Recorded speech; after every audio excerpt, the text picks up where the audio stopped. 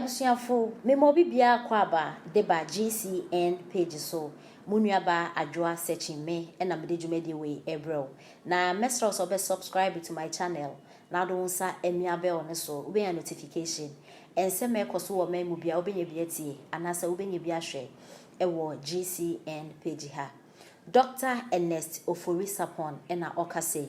na ensembe na oka ni sema oka nyina ne se ebeye good ebeye better say Ghana from penifo ebe create jobs na youth na ewo oman mu no enye bia ye se ne ebe ya ye betumi etua more tax na penifo no e develop oman Ghana because adwuma wo man mu na se mabunu no enye bia na se etua tax a ebe ma na embesia bebreba ye bre ewo different countries so no eso ebete na Ghana yenso ya fa yentoma pa efra because omanya adwuma enimi no timamufo ne bre youth ne bre tax ni ho I develop your man no enti mbesian body eya na edoso papa na doctor ne kasemu e na o kire se ewom se school ya de a eye obekọ school benya degree wo masters wo PhD na de ade no eye but adwen yankopon de ma obia no se wotumi use ede ebi a company bi ede ebi adwuma bi na se obi enye bi ya ene nso eye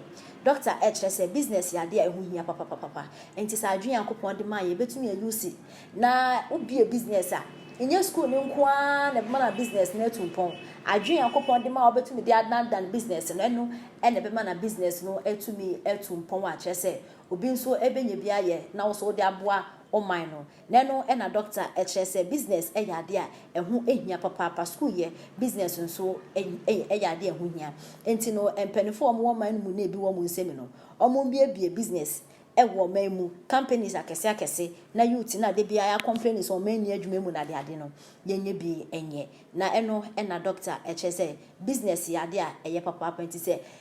ye bebo modern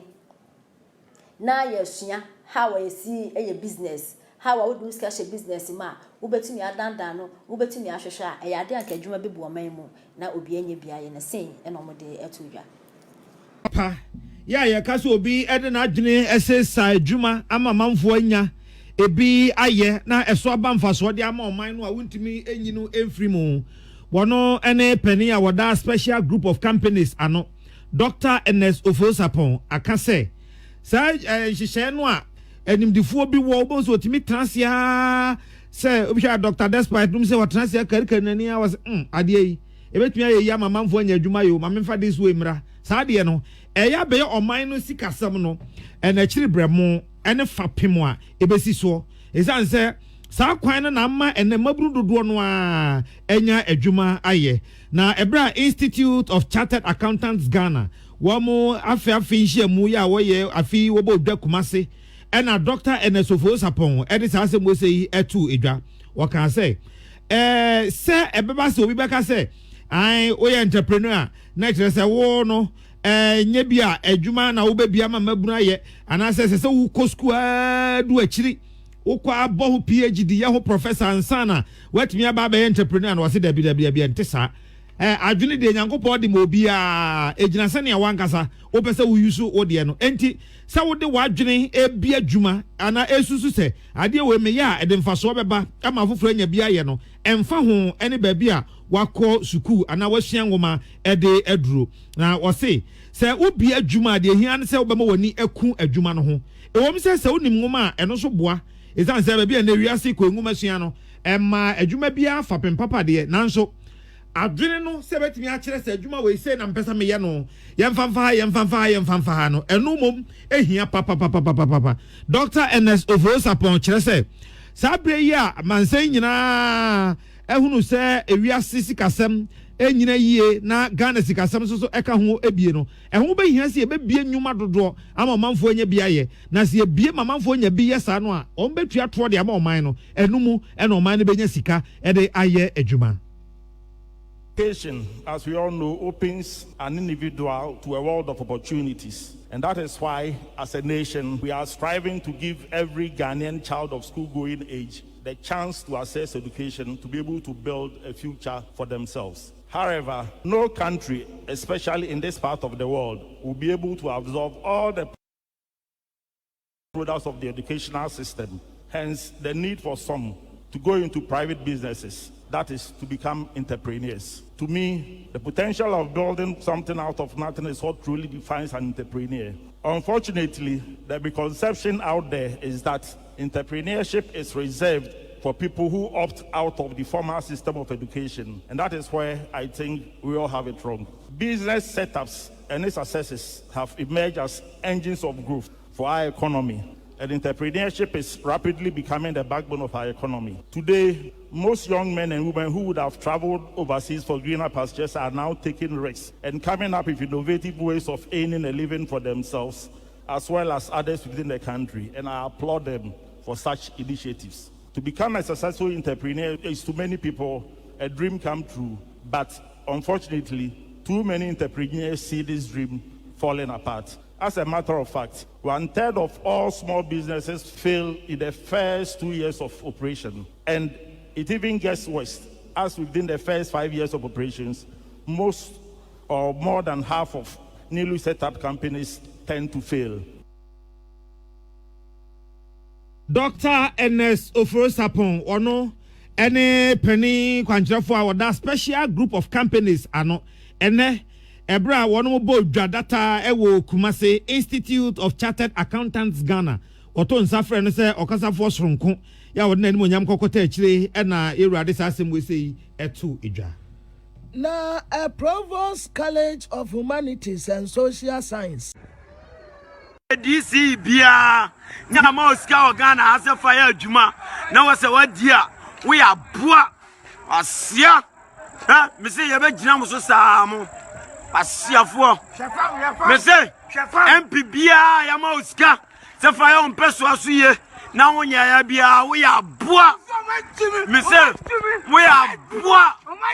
we amua ye be gina mo so asia yetie kurom ni anwo kire ya live premium yetie kurom me see yetie kurom ni anwo kire ya asiafo me say ye be ginam so sa ye ahunhuma o Ghana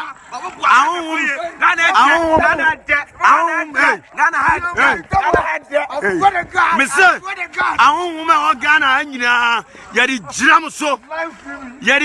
so mo anya adwuma na ye ginam so apanyifo no mo me say mo yama musika swear to God yama musika za munya adwuma DCO MC bia yama musika za ya adwuma na umfanya ya umpeso aso umuye we aboa me so ya aboa me wia me ba be tire amamuo tie